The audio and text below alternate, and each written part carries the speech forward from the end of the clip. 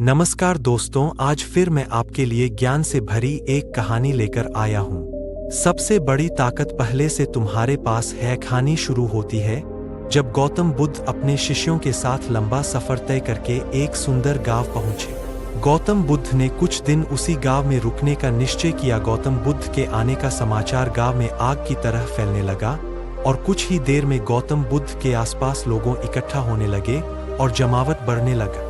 लोग कई तरह की समस्या लेकर वहां आने लगे। तभी एक बुजुर्ग रोते हुए गौतम बुद्ध के पास आए और कहा है, तथागत, मेरा बेटा कुछ काम नहीं करता, गरीबी और कठिनाइयों के लिए ईश्वर को दिन रात कोसता रहता है। जब मैं समझाता हूं तो मुझसे ही बहस करने लगता है और घर का माहौल खराब हो जाता है। तथागत, मैं जानता हूं कि वह अपना नुकसान कर रहा है, लेकिन मुझे समझ नहीं आता कि मैं उसे सही रास्ते पर कैसे लाऊं। गौतम बुद्ध मुस्कुराए और बुजुर्ग व्यक्ति से बोले, आप कोई बहाना बनाकर अपनी बेटा को मेरे पास ले आइए। बुजुर्ग व्यक्ति ने कहा, तथागत, मेरा बेटा किसी की बात नहीं सुनता, सबसे बहस करता है। मुझे डर है कहीं वो आपको भी कोई गलत बात ना कह दे। बुद्ध मुस्कुराए और बोले, चिंता मत करो, तुम बस उससे कहना कि मैं उसकी सारी समस्याओं का समाधान कर दूंगा। गौतम बुद्ध की बात सुनकर कुछ लोग बुजुर्ग के साथ उसके बेटे को बुलाने के लिए चल पड़े। दोपहर का समय था, लड़का अपने कमरे में सो रहा था। घर पहुंचते ही सबने उसे जगाया और उसे समझाना शुरू किया, लेकिन लड़का साथ चलने को तैयार नहीं हुआ। वह बस एक ही बात दोहराता रहता कि सारे साधु पाखंडी और नकली होते हैं, मैं इनकी बातों में आने वाला नहीं। लेकिन जब गांव वालों ने उसे बताया कि बुद्ध उसकी हर परेशानी का, तब जाकर वह गौतम बुद्ध से मिलने को राजी हुआ अपने बेटे को लेकर। जब बुजुर्ग व्यक्ति ने गौतम बुद्ध के पास पहुंचे तो लड़का बुद्ध को उल्टा बोलने लगा, किस बात के लिए आपने मुझे यहाँ बुलाया? अगर आप यह चाहते हो कि मैं ईश्वर को कोसना बंद कर दूं तो मैं ऐसा कभी नहीं करूंगा, क्योंकि ईश्वर ने मुझे इस बेकार शरीर के अलावा दिया ही क्या है। धन जो शरीर के लिए जरूरी है वह तो मुझे मिला ही नहीं। अगर आप मेरी धन की समस्या खत्म कर सके तो ठीक है, नहीं तो अपना बोरिया बिस्तर समेटिए और आगे बढ़िए। लड़के की बातें सुनकर गौतम बुद्ध मुस्कुराने लगे और बोले, मेरी दोस्त, मैं तुमसे ईश्वर की कोई बात नहीं करता, लेकिन याद रखो कि व्यक्ति के सुख और दुख का कारण उसके कर्म ही होते हैं। इसलिए किसी और को कोसने की बजाय अगर तुम मेहनत करोगे तो तुम्हारा जीवन आसान हो जाएगा। गौतम बुद्ध की बात सुनकर वह लड़का आग बबूला हो गया और कहने लगा, मुझे आपके भाषण से तो नींद आ रही है, इससे तो अच्छा मैं घर में सो रहा था। मैं यहाँ सिर्फ आपसे मदद के लिए आया हूँ, अगर आप मेरी समस्या हल कर सकते हैं तो कहे, नहीं तो गांव से चले जाइए। गौतम बुद्ध थोड़ी देर शांत रहे और समझ गए कि यह लड़का बहुत अड़ियल किस्म का है।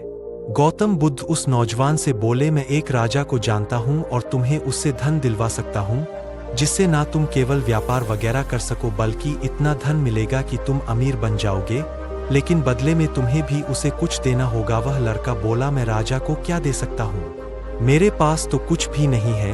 गौतम बुद्ध ने कहा, राजा का एक पुत्र है जो जन्म से ही नेत्रहीन है। राजवैदी ने कहा है कि अगर राजकुमार को किसी जीवित व्यक्ति की आंखें मिल जाए तब वो ठीक हो सकता है।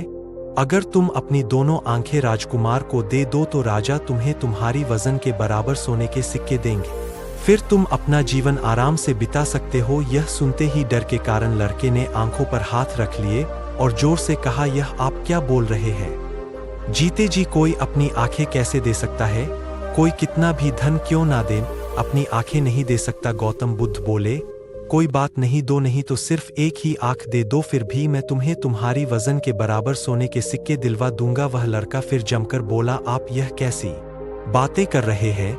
मुझे सोने का चाहे जितने सिक्के मिल जाएं, अपनी एक भी आंख नहीं दे सकता, मेरी आंखें अनमोल है। गौतम बुद्ध ने कहा, अगर तुमको और धन चाहिए तो बोलो, राजा मना नहीं करेगा। तो लड़का बोला, मेरी आंखें अमूल्य है, कृपया आप यह कहना बंद कर दे, मुझे किसी भी कीमत पर अपनी आंखें नहीं बेचनी। लड़के की बात सुनकर गौतम बुद्ध ने कहा, मेरे प्यारे दोस्त, अभी कुछ समय पहले ही तुम अपने शरीर को बेकार कह के कोस रहे थे और अब तुम कह रहे हो कि तुम्हारी आंखें अनमोल है। आंखें तुम्हारी शरीर का छोटा सा हिस्सा है। अगर तुम्हारी आंखें अनमोल है तो तुम्हारा शरीर कैसे बेकार हो सकता है? अगर शरीर तुम्हें अनमोल लगता है तो तुम्हारी बुद्धि की क्या कीमत है? अगर यह सब अनमोल है तो जीवन शक्ति जो तुम्हें जिंदा रखे हुए है उसकी क्या कीमत है। सबसे बड़ी ताकत पहले से तुम्हारे पास है। गौतम बुद्ध के शब्द सुनकर उस लड़के की आंखों में आंसू आ गए। वो तथागत के चरणों में गिर के रोने लगा। फिर कहा, मैंने बहुत बार कोशिश की लेकिन कुछ कर नहीं सका, इसलिए इतना हताश और कड़वा हो गया। बुद्ध ने लड़के को उठाया और कहा, मेरे दोस्त, इंसान का जन्म बहुत कीमती है। केवल इंसान के पास ही इतना विवेक होता है कि वो सही गलत में अंतर कर सकता है। ताकतवर पशु पक्षियों में भी यह स्वतंत्रता नहीं है। इसलिए अपने शब्दों की ताकत को पहचानो और किस्मत को कोसना बंद करो। जब सर पर परेशानी आती है तो हम सब नकारात्मक हो जाते हैं और भूल जाते हैं कि हमारे पास कितनी सारी कीमती योग्यताएं हैं। गौतम बुद्ध कहते हैं कि बनाने और मिटाने दोनों की शक्ति हमारी शब्दों में है। जब शब्द सच्चाई और दया से भरे होते हैं तो पूरी दुनिया को बदल सकते हैं। इसलिए गौतम बुद्ध आगे कहते हैं कि अपनी जुबान को अच्छे शब्द सिखाओ, अपने मन को अच्छे विचार सिखाओ, आंख कान नाक सबको प्रशिक्षित करो। इंद्रियां बहुत अच्छी दोस्त बन सकती है। यह हमको दुखों से पार ले जाएगी और जो चाहे हम प्राप्त कर सकेंगे। यह सब हम ध्यान, योग, प्राणायाम, विपश्यना से सीख सकते हैं। उम्मीद करते हैं आपको हमारी मोटिवेशनल स्टोरी सबसे बड़ी ताकत पहले से तुम्हारे पास है गौतम बुद्ध की प्रेरणादायक कहानी पसंद आई होगी। आप हमें इंस्टाग्राम पर भी फॉलो कर सकते हो। अगर यह वीडियो पसंद आई हो तो प्लीज चैनल को सब्सक्राइब करना ना भूले और लाइक भी। नमस्कार दोस्तों, आज फिर मैं आपके लिए ज्ञान से भरी एक कहानी लेकर आया हूं। कहानी है गौतम बुद्ध और एक दुखी भिखारी के बीच की बुद्ध मॉरल स्टोरी, जिससे जीवन का बहुत अच्छा ज्ञान मिलता है। अगर आप मेरे इंस्पायर्ड बुद्धि चैनल पर नया है तो चैनल को सब्सक्राइब कर लो।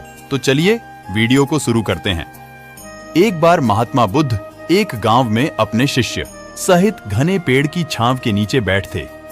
आसपास के गांवों से बहुत से लोग अपनी मानसिक समस्याएं लेकर महात्मा बुद्ध के पास आ रहे थे। महात्मा बुद्ध उन सब की मानसिक परेशानियों का समाधान देते। सब लोग खुशी खुशी अपनी समस्याओं का समाधान पाकर वहां से लौट रहे थे।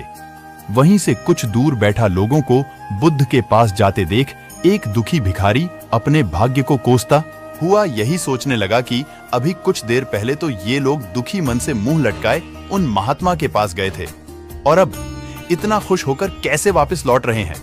आखिर माजरा क्या है, जरा मैं भी जाकर देखूं कि वो महात्मा ऐसा कौन सा खजाना बांट रहा है इन लोगों को।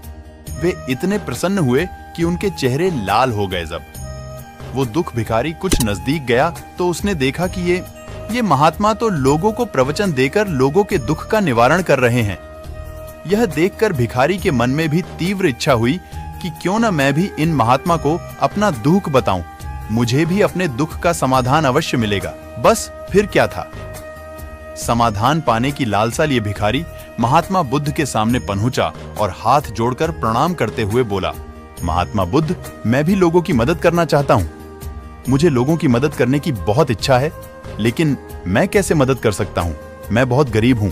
मेरे पास न तो पैसे हैं और न ही कोई ऐसी चीज जिससे मैं किसी की मदद कर सकूं। मैं कोशिश करने पर भी किसी की मदद नहीं कर सकता। मुझे भगवान ने इतना गरीब क्यों बनाया है? महात्मा, मुझ पर कुछ कृपा करो। इतना बोलते हुए भिखारी रोने लगा। महात्मा बुद्ध बोले, आप बहुत अज्ञानी हैं, क्योंकि आप अभी तक इस भ्रम में जी रहे हो कि तुम्हारे पास कुछ नहीं, जबकि दूसरों को कुछ देने के लिए तुम्हारे पास बहुत कुछ है। तुम बिना धन और वस्तु के भी दूसरों की मदद कर सकते हो। तुम्हारे पास जुबान है जिससे तुम मीठे शब्द बोलकर किसी के दुखी चेहरे पर मुस्कान ला सकते हो। इन्हीं शब्दों की ताकत से तुम किसी के भी टूटते हौसलों को फिर से मजबूत कर सकते हो।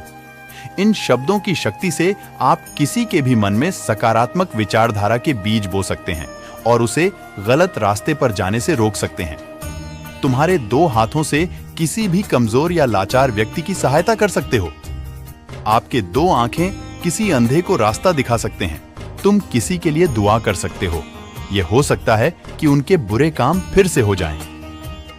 आप किसी के अच्छे स्वास्थ्य की कामना कर सकते हैं, लेकिन अज्ञानतावश तुम अब तक इस बात को समझ नहीं पाए और इस भ्रम में अब तक जीते रहे कि तुम्हारे पास मदद करने के लिए कुछ नहीं। किसी की मदद करने के लिए धन और वस्तु का होना अनिवार्य नहीं है। बिना धन और वस्तु के भी हम कई प्रकार से लोगों की मदद कर सकते हैं। महात्मा बुद्ध के ज्ञान से भरे ये सुंदर शब्द सुनकर भिखारी के चेहरे पर मुस्कान आ गई और वह खुशी से झूमता हुआ वहां से चला गया। इस बुद्ध मॉरल स्टोरी से हमने क्या सीखा दोस्तों? महात्मा बुद्ध की इन बातों से बहुत कुछ सीखा गया। आजकल बहुत से लोग यह सोचकर दुखी होते हैं कि मेरे पास ये नहीं है, बल्कि जो आपके पास है उसी में संतुष्ट रहना सीखें और बिना मतलब के लोगों की मदद करें। इन्हीं से आपको परम सुख की प्राप्ति होगी। तो दोस्तों, यह बुद्ध मॉरल स्टोरी आपको कैसी लगी जरूर बताना। अगर यह वीडियो आपको पसंद आई हो तो प्लीज कमेंट में बताएं और चैनल पर नहीं है तो चैनल को सब्सक्राइब करना ना भूलें। तो चलिए, आज का स्टोरी यहीं पर खत्म होता है। नमो बुद्धाय। अगर आप भी चाहते हैं अच्छे क्वालिटी और सस्ते पैसे में तो हाई क्वालिटी प्रोडक्ट, तो हमारे टेलीग्राम चैनल को ज्वाइन करें। आपको हर चीज सस्ते पैसे में मिलेगी। तो आप भी समर सीजन का फायदा उठाना चाहते तो प्लीज हमारे टेलीग्राम चैनल को ज्वाइन करें। मैं टेलीग्राम का लिंक बायो में दे दूंगा। ना भूले। तो चलिए, बिना किसी देरी के वीडियो को शुरू करते हैं। एक किसान का जीवन बेहद ही कठिन और दुखों से भरा रहता है। कभी उसको पारिवारिक फिक्र, तो कभी पर्यावरणीय, वर्षा, धूप, चिंता। इसी कशमकश में एक किसान का जीवन चला जाता है। किसी गांव में रहने वाला एक किसान अपने जीवन में चल रहे तनाव व दुखों से बहुत दुखी था। किसी ने उसे बताया कि आप अपने दुखों के समाधान के लिए महात्मा बुद्ध की शरण में चले जाओ। वे महान आत्मा अवश्य आपकी सहायता करके आपके दुखों को दूर कर देंगे। यह सुनकर वह किसान अगले दिन महात्मा बुद्ध के पास चला गया। वह गौतम बुद्ध के पास पहुंचा और कहने लगा, हे महात्मा, मैं एक किसान हूं और मैं अपनी जीविका चलाने के लिए खेती बाड़ी करता हूं, लेकिन कई बार वर्षा ना होने से फसल सूखे की भेंट चढ़ जाती है। किसान ने आगे कहा कि मैं एक विवाहित पुरुष हूं, मेरी पत्नी मेरा ख्याल रखती है और उससे बहुत प्रेम करता हूं, लेकिन कभी कभी वह मुझे परेशान करती है, जिससे मुझे लगता है कि मैं उससे अब ऊब चुका हूं और वह मेरे जीवन में ना होती तो कितना अच्छा होता। भगवान बुद्ध उस किसान की बातों को ध्यानपूर्वक सुनते रहे। किसान ने आगे बताया कि मेरे बच्चे भी हैं और वे बहुत अच्छे हैं, लेकिन कभी कभी जब वह मेरा कहना नहीं मानते तो उस समय मुझे क्रोध आता है और सोचने लग जाता हूं कि जैसे यह मेरे बच्चे हो ही ना। किसान लगातार अपने दुखों को बुद्ध से बताता गया, लेकिन महात्मा बुद्ध ने बीच में एक शब्द भी नहीं बोला। अंत में जब किसान के पास कोई समस्या नहीं रही तो वह चुप हो गया और मन हल्का करके बुद्ध के जवाब की प्रतीक्षा करने लगा। लेकिन महात्मा बुद्ध चुपचाप रहे और किसान अब बस उनके जवाब का इंतजार करता रहा। अंत में जब किसान का सब्र फूटा तो ऊंची आवाज में उसने भगवान बुद्ध से कहा, क्या आप मेरी समस्याओं का समाधान नहीं करेंगे? मैं तुम्हारी किसी भी प्रकार की कोई सहायता नहीं कर सकता। बुद्ध ने उत्तर दिया। किसान को यह सुनकर तो कुछ देर खुद के कानों पर यकीन नहीं हुआ। ये आप क्या कह रहे हैं? लोगों ने कहा कि आप सभी के दुखों का समाधान करते हैं, तो क्या आप मेरे दुखों का निवारण नहीं करेंगे? बुद्ध ने कहा, सभी के जीवन में कठिनाइयां होती हैं। तुम्हारे जीवन में ऐसी कोई कठिनाइयां नहीं है जिनका मैं समाधान करूं। ये कठिनाइयां तो सभी के जीवन में आती हैं। यह तो विधि का विधान है। कभी मनुष्य सुखी होता है तो कभी दुखी, कभी उसे पराये अपने लगते हैं तो कभी वह अपनों को पराया समझने लग जाता है। यह जीवन चक्र है जिससे कोई नहीं निकल सकता। सिर्फ तुम्हारा ही नहीं, सभी लोगों का जीवन समस्याओं से ग्रसित है, जिस कारण में इन समस्याओं का समाधान नहीं कर सकता। यदि किसी एक समस्या का मैं समाधान कर भी लूं तो उसकी जगह कोई दूसरी समस्या उत्पन्न हो जाएगी। यही जीवन का कटु सत्य है। किसान यह सुनकर क्रोधित हो गया और कहने लगा कि सब लोग कहते हैं कि आप महात्मा हो। मैं आपके पास एक आस लेकर आया कि आप मेरी सहायता जरूर करेंगे, लेकिन आप जब समाधान नहीं कर सके तो मेरा यहां आना व्यर्थ हुआ। इसका अर्थ यह है कि लोग झूठ बोलते हैं।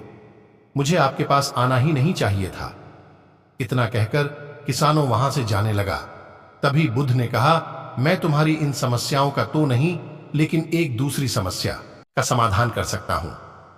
किसान आश्चर्यचकित रह गया और कहने लगा कि मेरी इन समस्याओं के अलावा दूसरी समस्या भला क्या हो सकती है। बुद्ध ने कहा कि वह समस्या यह है कि तुम नहीं चाहते कि तुम्हारे जीवन में कोई समस्या हो। इसी समस्या के कारण ही दूसरी कई समस्याओं को जन्म हुआ है। तुम इस बात को स्वीकार कर लो कि सिर्फ मेरा ही नहीं अपितु संसार में सभी का जीवन दुखों से भरा पड़ा है। तुम अपने आसपास तो देखो, क्या वह लोग तुमसे कम दुखी हैं? तुम्हें अपना दुख बड़ा लगता है और जो लोग तुम्हारे आसपास हैं उनको अपना दुख। इस दुनिया में सभी को अपना दुख बड़ा लगता है, चाहे छोटा हो या बड़ा, लेकिन जिसके साथ हो रहा है उसको बड़ा ही लग रहा है। यदि तुम ध्यानपूर्वक देखोगे तो यह जीवन सुख दुहक से भरा हुआ है। इसको तुम कभी नहीं बदल सकते हो, लेकिन तुम सुख दुख से अवश्य ऊपर उठ सकते हो। यह तुम्हारे लिए संभव है। सुख दुख को हम आने से रोक नहीं सकते हैं, लेकिन सुख और दुख का हम पर कोई प्रभाव न पड़े ऐसी व्यवस्था हम कर सकते हैं। सुख दुख के आने से हमें विचलित नहीं होना, बल्कि धैर्य से सामना करना है। इतना कहकर किसान बुद्ध के चरणों में गिर पड़ा। यह प्रकृति का नियम है दोस्तों, जिसमें परिवर्तन होता रहता है। दुख और सुख आते रहेंगे, बस हमें उनके साथ अच्छे से मुकाबला करना होगा। सुख के आने पर हमें अति उत्साह नहीं होना चाहिए और दुख के आने पर हमें डटकर मुकाबला करना चाहिए। भगवान बुद्ध द्वारा इस गाने में यही कहा गया कि हमें मुश्किलों या दुखों से घबराना नहीं, बल्कि सामना करना है। अगर आपको यह कहानी पसंद आई हो तो प्लीज एक लाइक और अपने दोस्तों को शेयर करना ना भूले और सब्सक्राइब करना ना भूले। ओम नमो बुद्धाय। जय बुद्ध, जय सम्राट। धन्यवाद। इंस्पायर्ड बुद्धि चैनल में आपका स्वागत है। अगर यह वीडियो आपको पसंद आए तो प्लीज एक प्यारा सा लाइक करें। आपका एक लाइक से हमें बहुत मोटिवेशन मिलती है। तो चलिए बिना टाइम वेस्ट किए वीडियो को शुरू करते हैं। It's a life changing motivational story for students, क्योंकि हम अक्सर ही यही गलती करते हैं जो इस स्टोरी में कहा गया है। क्या आप गलती करते हैं? तो चलिए जानते हैं। एक बार की बात है, एक शहर में दो दोस्त रहते थे। वो दोनों दोस्त एक दिन समुद्र किनारे शंख इकट्ठा करने के लिए गए, ताकि उन शंखों को बेचकर अपने लिए कुछ पूंजी जमा कर पाएं। दोनों दोस्त शंख इकट्ठा कर ही रहे थे, तभी पहले वाले दोस्त को एक बड़ा शंख मिल गया और ये देखकर दूसरे वाले दोस्त के मन में आया कि यार, इससे तो बड़ा शंख मिल गया, अब ये मुझसे ज्यादा पैसे कमा लेगा। तो फिर उसने सोचा कि मैं भी इससे बड़ा शंख ही ढूंढूंगा ताकि मैं भी ज्यादा पैसे कमा पाऊं। अब वो लग गया बड्ढे शंख की तलाश में। उसने खूब ढूंढा, खूब मेहनत की, लेकिन फिर भी उसे बड़ा शंख हासिल नहीं हुआ। और उस बड़े शंख के चक्कर में उसे जितने भी छोटे छोटे शंख मिले, उन सारे शंखों को उठाकर फेंक देता, क्योंकि उसके दिमाग में वो बड़ा शंख था कि मुझे किसी भी हालत में वो बड़ा शंख चाहिए ताकि मैं थोड़े ज्यादा पैसे कमा पाऊं। तो बड्ढे शंख की तलाश में सुबह से शाम हो गई, फिर शाम से रात हो गई। तो ना तो उसे बड़ा शंख मिला, और बल्कि जो छोटे छोटे शंख उसे मिले थे उन शंखों को भी उसने फेंक दिया था। अभी उसके हाथ में कुछ नहीं था। और जो पहले वाला दोस्त था उसके पास एक बड़ा शंख था और कुछ छोटे शंख थे। तो रात हो गई और वो दोनों दोस्त घर जाने लगे। तो घर जाते वक्त पहले वाला जो दोस्त था उसने अपने शंख बेच दिए। उसके पास जो बड़ा शंख था उसके उसे मिले 1000 रुपए, और जो छोटे छोटे शंख उसके पास थे उसके उसे मिले 3000 रुपए। और ये जानकर उस दूसरे वाले दोस्त को बहुत दुख हुआ कि काश मैं उन छोटे छोटे शंखों को फेंकता नहीं तो अभी मेरे पास इससे भी ज्यादा कमाई होती। उसके दोस्त ने उसे बताया, जो छोटे छोटे शंख तूने फेंक दिए थे ना, उन्हीं को मैंने अपने पास कलेक्ट कर लिया और उन्हीं की वजह से मुझे मिले 3000 रुपए। और ये जानकर वो दूसरा वाला दोस्त और भी निराश हो जाता है। इस कहानी को मेरा लिखने का मकसद बिल्कुल साफ है कि हम बड़ी बड़ी चीजों के चक्कर में कई सारी छोटी छोटी चीजें, या फिर ये कहे कि कई सारे छोटे छोटे मौके हाथ से गवा देते हैं। हम हमारी डे टू डे लाइफ में भी कई सारे छोटी छोटी चीजें को इग्नोर करते हैं। लेकिन ये बात आपको जान लेनी चाहिए कि ये छोटी छोटी चीजें आगे जाकर बहुत बड़ा रूप ले लेती हैं। हर छोटी चीज पर ध्यान लगाओ, उसे इग्नोर मत करो, क्योंकि आगे जाकर आपको इसकी अहमियत पता चलेगी। मैं ये भी नहीं कह रहा हूं कि छोटा सोचो और छोटा ही करो। मेरा कहना का मतलब ये है कि आप सोचो बड्ढा, लेकिन उसके लिए हर वो छोटा काम करो जिससे कि आपका ड्रीम आपको हासिल हो। दोनों दोस्तों का गोल एक ही था, वो था पैसा। लेकिन पहले वाले दोस्त ने बड़े और छोटे दोनों पर भी फोकस किया और दूसरे वाले दोस्त ने सिर्फ बड़े पर फोकस किया और छोटी छोटी चीजों को इग्नोर किया। और जहां उसे ज्यादा पैसे मिलने चाहिए थे, वहां उसे 1 रुपया भी न मिला। छोटे छोटे बदलाव ही बड़े कामयाबी का हिस्सा होते हैं। आपको ये a life changing motivational story कैसी लगी? एक लाइक करें और कमेंट भी कर सकते हैं। अगर ये वीडियो आपको पसंद आई हो तो अपने दोस्तों के साथ शेयर करना ना भूलना। आज का वीडियो इतना ही है मेरे प्यारे दोस्तों। फिर मिलते हैं कल एक नई स्टोरी के साथ। तब तक के लिए नमो बुद्धाय जय सम्राट इंस्पायर्ड बुद्धि चैनल को सपोर्ट कीजिए।